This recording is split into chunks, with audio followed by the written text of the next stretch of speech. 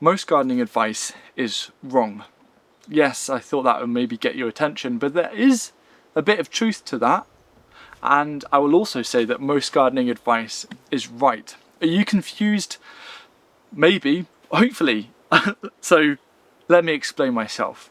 You see, I have been asked so many times, what is my best bit of gardening advice? And I'm going to share what I think at the moment my best bit of gardening advice is. And I feel like I finally have the confidence to share that after many years of being asked that question from journalists and kind of panicking and saying, grow the things that you enjoy eating. Now that is really valid advice, but I would never say it is my best bit of gardening advice. But I'm going to tell you what my best bit of gardening advice is right now, and then kind of explain a little bit why, because I don't want you to just listen to this bit of advice and then click off the video, because you won't really know how to use that gardening advice or where it's coming from, okay? So my best bit of gardening advice is grow the things that you love eating. No, I'm kidding. My best bit of gardening advice is that take any bit of advice you hear as a guideline and not as a rule. Okay, let me tell you a little story. When I was a kid, I sometimes still feel like a kid, but when I was a kid and I was in school, I loved doing art. And we would start our term choosing a theme, and then we'd find we'll find artists that follow that theme. And we would spend a few months learning about those particular artists and trying to mimic their technique, to try and understand how they work and to mimic that technique in the same way that a chef will go to a restaurant and learn the technique, a wannabe chef to learn the technique from the main chef and then kind of start from there. And then later on, as we moved into the next term, we would then start to look at other ideas and how we'd kind of combine those different techniques together. And then the final term would be to do our final piece of the year to show everything that we've learned and where we're at the end of that. And we just had to show the stages, and that was really fun. And I feel gardening is very, very similar. You see, I think when people just start out with gardening, they will find their favourite YouTuber, author, Gardener's World presenter, and they'll get their books and they'll say, cool, this is how Jeff, someone called Jeff, let's say Jeff, this is how Jeff grows potatoes, so I'm going to grow potatoes. And then they grow potatoes and they get a yield and they're like, yes, Jeff is right. Jeff is right, okay? But also, there's over 100 other ways to grow potatoes, and every single method of those other 100 ways will give you a harvest. Now, what do I mean by this? Well, firstly, there's over 100 ways to grow potatoes. That's maybe my second top bit of gardening advice. But what I mean by this is something a lot deeper, and it ties into us as individuals, and I think gardens as their own beings. So I see a garden as its own living ecosystem. Every single garden in the world has its own challenges, but also every single garden in the world has its own kind of unique potentials and opportunities. And the way that I see this kind of pattern is beginner gardeners will follow advice almost like rules, or they will follow them as rules, and most of the time they'll get success and then they're happy and then they'll kind of stick with that.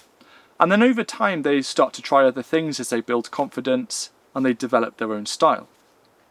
However, the danger is they may follow that bit of advice and then they get a failure and think that it's impossible for them to grow tomatoes, or that they're doing something wrong, right? So many new gardeners think they're doing something wrong. And it's because of this pure thing where a lot of gardening advice is coming in a way from a bias, right? It's coming from a different context to you. So when I'm doing a video about how to grow something, it's coming from the context of this is how I grow tomatoes in the polytunnel. Now, you might not have a polytunnel, so you're like, oh no, I don't know how to do this, and you try and, grow other things, and then it gets taken out by blight, and so all I'm saying is, most gardening advice comes from a certain context that might not apply to yours. And so it isn't the fact that you're doing something wrong, it may or often is the case that you just haven't found the technique that works best for you. And this is going to link in back with the art analogy. You see, the artists that we remember, the artists that are known, and the same with chefs, is that they all have their own style. Every artist has, that we know and that we love and we visit in art galleries, they have their own style of art, and that's kind of what draws us, it's that uniqueness. And I feel on a gardener's journey, for so many gardeners, they kind of become their own artists in a way. They take these guidelines, but then over time they start to change things, to tweak things, to adapt things, and then they create their own style, which is almost where they've cherry-picked all of their favourite tips, have realised and understood what works well in their garden and what kind of suits their goal as well, and then they just develop their own gardening style. It might be no-dig gardening, it might be organic gardening, it might be permaculture, but it's still their own kind of style or version of that. And so what I think is so powerful about every bit of gardening advice coming from an honest gardener is that that's kind of a springboard for you. Every bit of gardening advice from an honest gardener that comes to you has merit. It's a great starting point. It's a great one if you're new to gardening to just follow it and see what happens. But don't beat yourself up, because if you follow it as a guideline instead of a rule, you are then free. You're then free to pick other ideas, to pick other techniques and to bring them in, or to adapt it, or to follow method A for the first set. So follow method A for starting off your tomatoes and seedlings, but then follow method B on how to transplant it, and method C on how to prune it. The way that I see a garden with all of these different techniques and varieties is that all of these different techniques and varieties, in the sense of artists, is they're just different colours or different mediums in a way. And you get to be your own artist in a garden. You get to say, hey, this is a style that I love. Now, you might love, Leonardo da Vinci, or just, you might love a particular artist, and you might want to just copy what that artist does. And you're allowed to, right? We're not here trying to like that's a great thing about gardening, is that if there's a gardener that you love, you can copy them. And if you're getting results, that's great. Because I think the thing that so many people forget is, I don't think there's much more important in this world than growing your own food that feeds and nourishes your family. With the exception of using harmful chemicals, I really don't care what technique you're using. If it works for you, and if it's delivering the results that you need, it's always going to be better than buying, food wrapped in plastic that is flavourless from a shop. So, in essence, the way that I view every single garden is that the potential of every garden has not yet been realised. And over the weekend I did a talk. The title of the talk was Limitless Potential in a Polarised World. And as our world is getting more and more polarised, and it's like, oh, you need to join this group, or you should join that group, and sometimes it happens in gardening, but I think most of us are beyond that. The way that I see it is this is all just noise. It's distractions. I don't care, right? I want to find out the way of gardening that works for me. And the idea of limitless potential was inspired by one of my favourite quotes, and it's by one of the co-founders of permaculture. Permaculture is nature-inspired design. One of the founders called Bill Mollison. And his quote was, "The yield of a system is theoretically unlimited, or limited only by the information or inspiration of the designer." Now I've switched this where I say, where the way that I think about it is that the yield of a garden is theoretically unlimited or limited by the information and inspiration of the gardener. So there are two things that's holding you back. Or, well, I'm saying this to myself. This is almost more of a video for me than for you. But there's two things holding me back. And that is how much inspiration I have and how much information I have. Two of these both are tools. Inspiration, the idea of inspiration, or the word is to inspire, to breathe life into. That's why I love visiting other gardens, because I'll tell you one thing. I'd make a bet with you. You can go to any garden in the world, and you will never find two gardens that are growing the exact same collection of varieties. So that alone just shows you the pure diversity within gardening.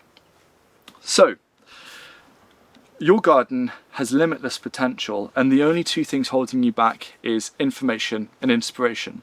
So taking on board all of the gardening advice on YouTube and in books, taking that, testing it out, running with it, kind of adapting it, is just the journey that you go on to then end up creating a garden that works for you. And that's what I love. I love visiting new gardeners to see what inspires them and what they're taking on, and they're kind of just starting off on their little artist journey.